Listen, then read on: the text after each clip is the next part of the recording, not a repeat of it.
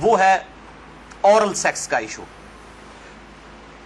جس کی مختلف شکلیں جو ہیں وہ معاشرے کے اندر رائج ہیں، کچھ صحیح ہیں کچھ غلط ہیں۔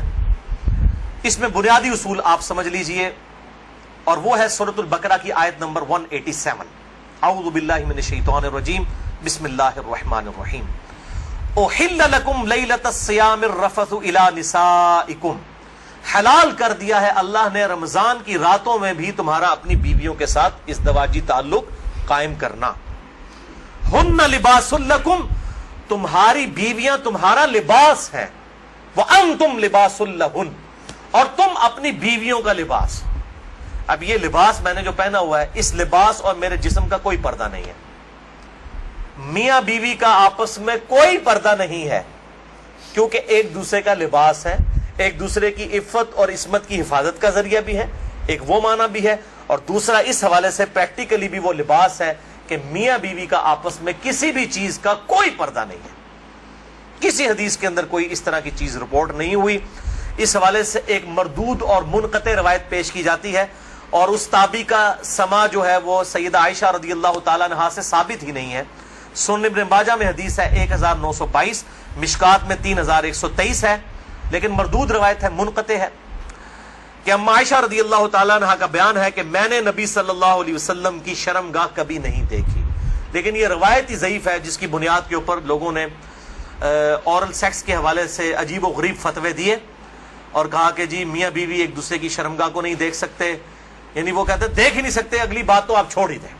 تو یہ حدیث ہی بالکل جو ہے وہ منقطع ہے اور مردود روایت ہے، جس کی بنیاد پہ یہ پورے کا پورا ایک اسکول آف تھاٹ کھڑا کیا ہوا ہے۔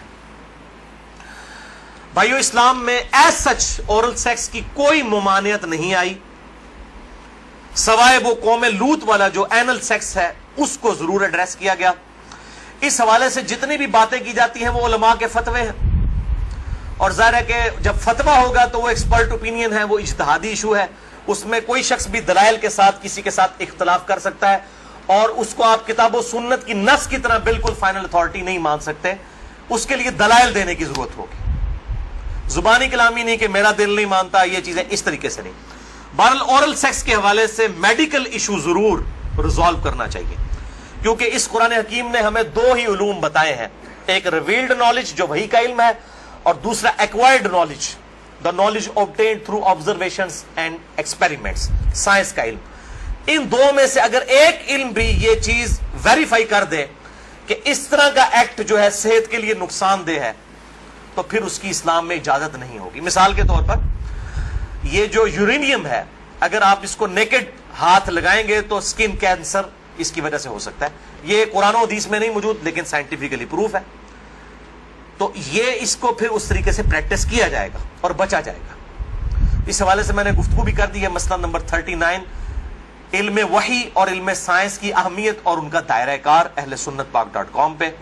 بہرحال میں نے اشارتاً اب گفتگو کر دی ہے، عقل مند کے لیے اشارہ کافی ہے، اس میں مزید ڈیٹیل میں جانے کی ضرورت نہیں ہے۔ البتہ آخر میں سیکس کے اعتبار سے دو بڑے کریٹیکل ایشوز ہیں، ان کو ایڈریس کر دوں۔ بڑے دو اہم مسائل ہیں، تاکہ کوئی تشنگی باقی نہ رہے۔ پھر بھی اگر کسی کی کوئی تشنگی باقی رہے، لیکچر کے اینڈ پہ پوچھ سکتے ہیں، یا بعد میں بھی مجھے ای میل کر سکتے ہیں، mirza_95@yahoo.com۔ اور ای میل کے حوالے سے میں آج کل بڑی آزمائش سے گزر رہا ہوں، ای میلز جو ہیں وہ سینکڑوں ہزاروں تک پہنچ جاتی ہیں، اس لیے بعض کا 7-8 دن لگ جاتے ہیں میں جواب، یعنی پہلے تو ایک دن میں دے دیتا تھا، اب وہ ایک ہفتے سے بھی بڑھ جاتا ہے۔ یہ تو ابھی شکر ہے جو اہل سنت پاک.com پہ آتی ہیں وہ ہمارے فرحان بھائی جواب دیتے رہتے ہیں، ورنہ وہ بھی دینی پڑے، اور واٹس ایپ کا جو علیحدہ سے معاملہ میں نے تو وہ مصیبت پالی نہیں ہوئی ہے، کیونکہ میں اس کو مینج کر نہیں سکتا۔ تو یہ آخر میں دو اہم ترین مسائل میں نے بیان کرنے تھے اسی سیکس ڈسپلن کے پوائنٹ آف ویو سے۔ پہلا مسئلہ ہے وہ ہے بڑی عمر کی رضاعت کا مسئلہ، یعنی اگر میں کھل کے بیان کروں کہ اگر کوئی مرد اپنی بیوی کے پستان سے دودھ پی لے تو کیا اس سے رضاعت ثابت ہوگی؟ کیا نکاح ٹوٹ جائے گا؟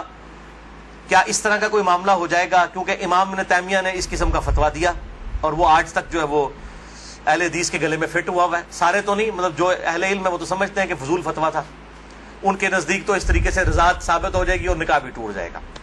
تو میں اس کو ایڈریس کرتا ہوں۔ صحیح بخاری اور صحیح مسلم کی متفقن علیہ حدیث ہے.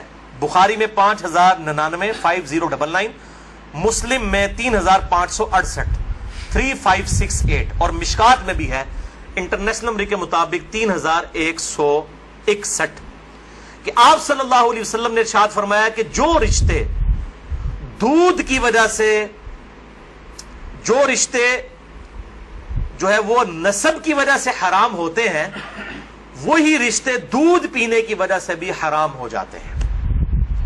یعنی اگر دو مختلف ماں باپ والے بچوں نے کسی ایک کامن عورت کا دودھ پی لیا ہے تو اس عورت کی جو اولاد ہے وہ ان کے بہن بھائی بن جائیں گے دودھ کے رشتے کی وجہ سے. تو جس طریقے سے نسب جو ہے وہ حرمت والا رشتہ بنا دیتا ہے، اسی طریقے سے رضاعت کا رشتہ دودھ پینے کی وجہ سے بھی اسٹیبلش ہوتا ہے، اور وہ ایک دو بار دودھ پینے سے نہیں. وہ صحیح مسلم میں 3597 نمبر حدیث ہے، مشکات میں 3167 3167، کہ کم از کم 5 مرتبہ اگر کوئی عورت دودھ پلا دے کسی بچے کو تو پھر وہ بچہ جو ہے اس عورت کی جو ڈائریکٹ اپنی اولاد ہے اس کا وہ بہن بھائی بن جائے گا 5 دفعہ کم از کم. تو وہ محرمات ابدیہ میں داخل ہو جائے گا، جن کا ذکر سورۃ النساء کی آیت نمبر 23 چوتھے پارے کی آخری آیت ہے سورۃ النساء آیت نمبر 23 میں. ہمیشہ کے لیے جو حرمت والے رشتے ہیں، یعنی ماں باپ کے ساتھ، اس طریقے سے دادی دادا، اس طریقے سے چچا تایا ماموں، یہ سارے رشتے جو حرمت والے ہیں وہ اسی ایک آیت کے اندر بیان ہوئے ہیں سورۃ النساء آیت نمبر 23. بھائیو، اس حوالے سے جو احادیث کچھ پیش کی جاتی ہیں کہ اگر کوئی عورت پیالے میں اپنا دودھ نکال کے کسی مرد کو پلا دے تو وہ اس کے ساتھ حرمت والا رشتہ اس کا اس طریقے سے بن جائے گا، تو وہ اس کے لیے محرم ہو جائے گی. تو وہ احادیث منسوخ ہیں، اور ان کی ناسخ حدیث صحیح بخاری اور صحیح مسلم دونوں میں موجود ہے. اب امام ابن تیمیہ ان حدیثوں کے اوپر عمل کر کے انہوں نے فتویٰ دے دیا کہ اگر کوئی مرد اپنی بیوی کا دودھ پی لے تو نکاح بھی ٹوٹ گیا، ہمیشہ کے لیے وہ حرام ہو گئی. اور یہ سارا معاملہ، حالانکہ یہ حدیث موجود ہے بخاری اور مسلم دونوں میں. صحیح بخاری میں انٹرنیشنل نمبر کے مطابق 5102، صحیح مسلم میں 3606، اور مشکات میں 3168 3168، کہ نبی صلی اللہ علیہ وسلم نے ارشاد فرمایا الرضاعۃ من المجاعہ، کہ جو رضاعت کا رشتہ ہے یہ بھوک کی عمر تک ہے. جب بچہ بھوک کی عمر میں دودھ مانگتا ہے، یعنی زبان سے نہیں وہ مانگ سکتا، بھوک کی عمر تک رضاعت کا رشتہ رہتا ہے. اور وہ قرآن حکیم میں 2 سال بتائی گئی ہے دودھ چھڑانے کی عمر. تو آپ صلی اللہ علیہ وسلم نے کلیئر کٹ فرما دیا کہ جو دودھ چھڑانے کی عمر ہے اس دوران اگر کوئی بچہ دودھ پی لے، اور وہ بھی صحیح مسلم کی حدیث کے تحت 5 مرتبہ، تو تب رضاعت کا رشتہ، دودھ کا رشتہ اسٹیبلش ہوگا، ورنہ نہیں ہوگا. تو اب جو بڑا مرد ہے وہ تو 2 سال کا تو نہیں ہے. تو اس میں ظاہر ہے کہ بالکل امپلائڈ ہے کہ اگر کوئی اس طرح کا معاملہ کر لیتا ہے تو نہ رضاعت قائم ہوگی اور نہ میاں بیوی کا آپس میں کوئی نکاح ٹوٹنے والا معاملہ ہوگا. دوسرا اہم مسئلہ آج کا آخری وہ ہے میرے بھائیوں عزل کا ایشو، یا ماڈرن لینگویج میں کنڈوم کا استعمال.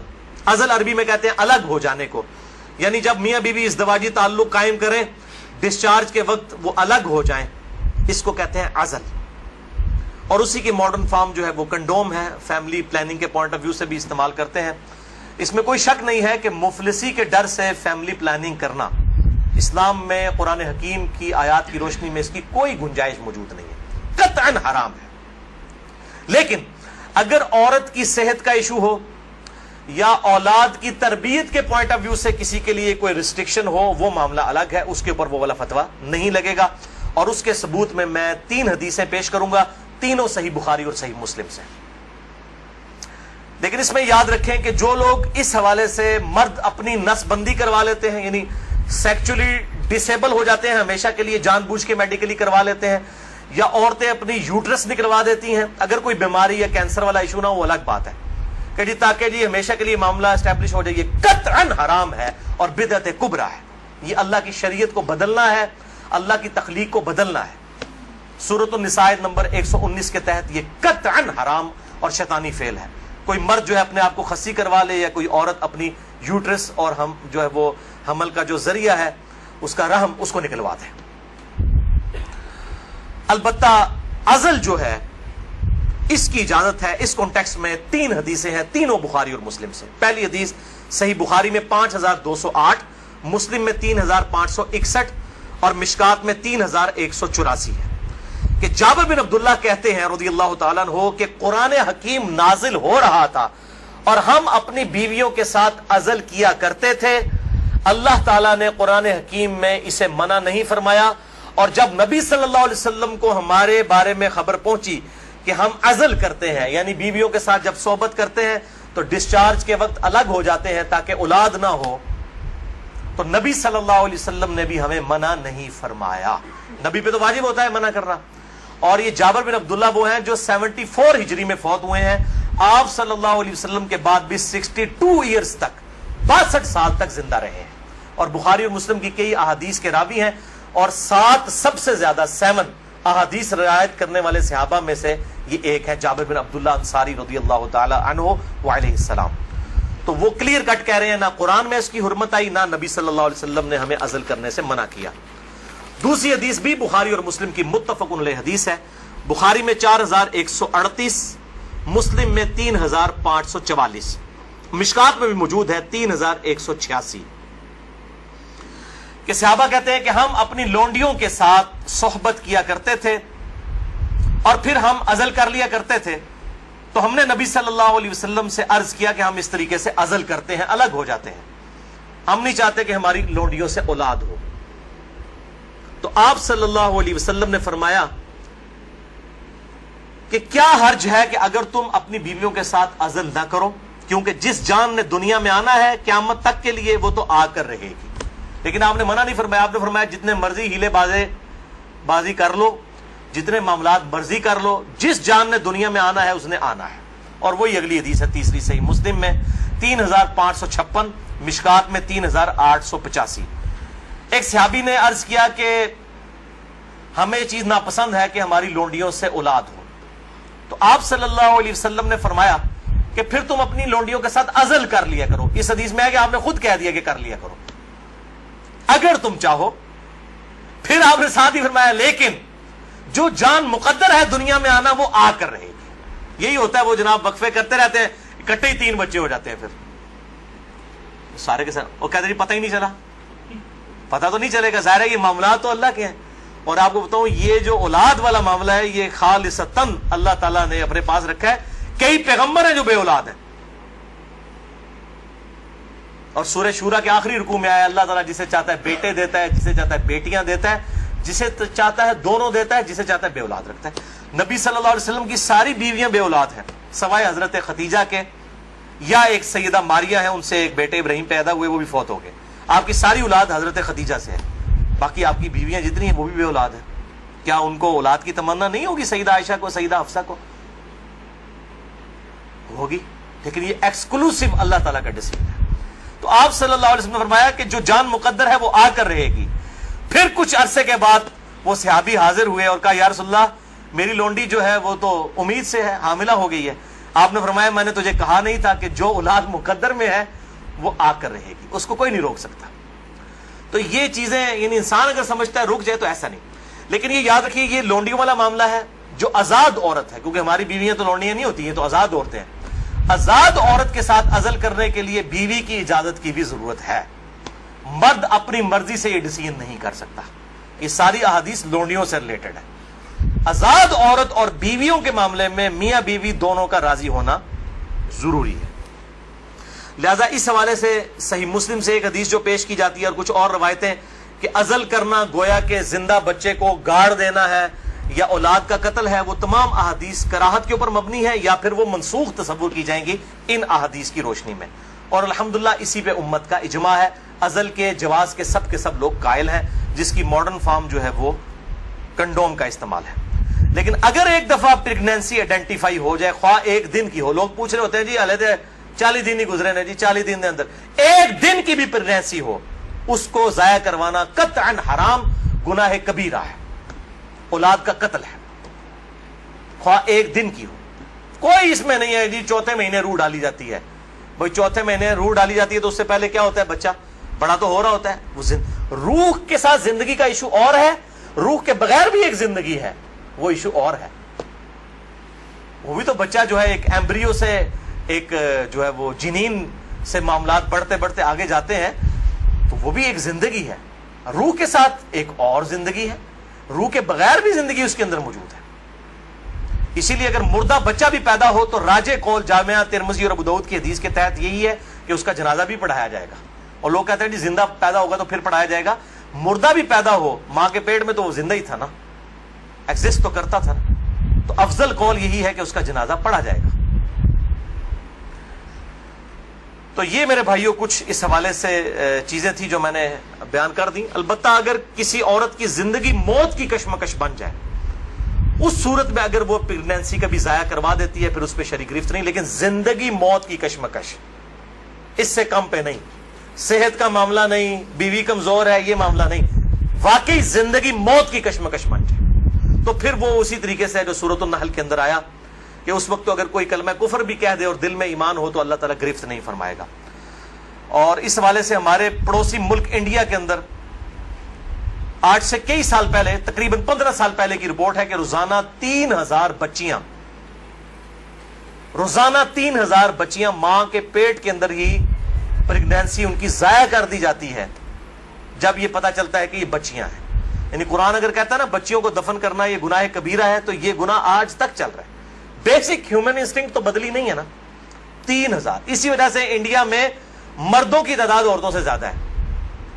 ویسے آپ حیران کن بات آپ کو بتاؤں، اس سال پاکستان کی رپورٹ بھی آئی ہے، پہلے پاکستان میں 52% عورتیں تھیں اور 48% مرد تھے، لیکن اب مردوں کی پرسنٹیج عورتوں سے پاکستان میں بھی بڑھ گئی ہے، اور اس کی مین ریزن ہی یہی ہے۔ یہ بہت بڑا گناہ ہے اور اللہ تعالیٰ پالنے والا ہے۔ 1901 کے اندر، یعنی جب 20ویں صدی کا آغاز ہوا، 1 ارب آبادی تھی، پھر اللہ تعالیٰ نے سائنس کی ترقی کرائی، انسان نے بیماریوں کا کنٹرول اس فزیکل فینومینا آف نیچر سے سیکھ لیا، اور اس وقت 1901 میں کہا جاتا تھا کہ 2001 کے اندر اگر دنیا کی آبادی ڈبل ہو گئی نا تو روٹی نہیں کوئی کسی کو ملے گی۔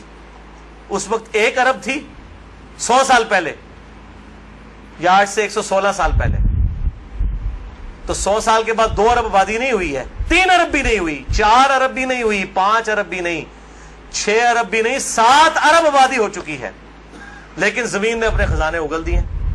آپ جدھر جائیں، میں قسم سے منڈی سے گزرتا ہوں، اتنا فروٹ ہے ختم نہیں ہوتا۔ اس وقت موچی جوتیاں بناتے تھے، آج چائنا نے مشینوں کے اوپر اتنی جوتیاں بنا دی ہیں کہ دنیا میں 6 ارب انسان، اگر ہر انسان 10 جوڑے بھی خرید لینا وہ ختم نہیں ہوتے۔ تو سائنس نے ترقی کی ہے۔ جس زمین سے 40 من گندم نکلتی تھی آج 400 من نکل رہی ہے، 10 گنا زیادہ۔ امریکہ لاکھوں ٹن گندم ہر سال پیسیفک اوشن میں، بحر الکاہل میں ضائع کر دیتا ہے، ایکسیسو پیدا ہوتی ہے۔ انٹرنیشنل مارکیٹ میں گندم کی پرائس کو کنٹرول کرنے کے لیے لاکھوں ٹن گندم ضائع کی جاتی ہے، ایکسیسو پیدا ہو رہی ہے۔ تو اللہ تعالیٰ نے ترقی بھی کروا دی اس اعتبار سے، آپ ٹینشن نہ لیں۔ آج تو کیسے 1960 سے پہلے تو ایز سچ اس بڑے پیمانے کے اوپر تیل کی نعمت تو نہیں تھی دنیا کے اندر۔ ان عرب ملکوں میں 1960 کے بعد تیل نکلا ہے۔ ویسے تو تیل کا پہلا کنواں 1748 میں امریکن جو اسٹیٹ ہے پنسلوینیا، اس میں دریافت ہوا تھا، لیکن مین تیل جو نکلا ہے وہ اسی 20ویں صدی میں، کسی نے سوچا بھی نہیں تھا۔ اور اب تو اس سے بھی بڑی انرجی کا سورس ہے، وہ سولر انرجی ہے۔ اب چائنا نے کام کرنا شروع کر دیا، آپ دیکھیں گے 10-15 سالوں کے اندر جو ہے وہ ہر بندے نے اپنا جو ہے نا بجلی کا سسٹم اپنے گھر کے اوپر لگایا ہوا ہوگا۔ اور یہ سورج والا جو جب تک سورج ہے اس وقت تک زندگی ہے، یہ تو نہ ختم ہونے والا جو ہے وہ سورس ہے، رینیویبل جسے ہم کہتے ہیں اپنی سائنس کی لینگویج کے اندر۔ باقی یہ جو ہے نان رینیویبل ریسورسز ہیں، تیل ختم ہو جائے گا تو ختم ہو گیا، لیکن یہ سولر انرجی جب تک سورج ہے زمین پہ زندگی ہے، زمین پہ زندگی ہے تو سولر انرجی سے آپ فائدہ اٹھا سکتے ہیں۔ بات اللہ تعالیٰ سے دعا ہے جو حق بات میں نے کہی اللہ تعالیٰ ہمارے دلوں میں راسخ فرمائے۔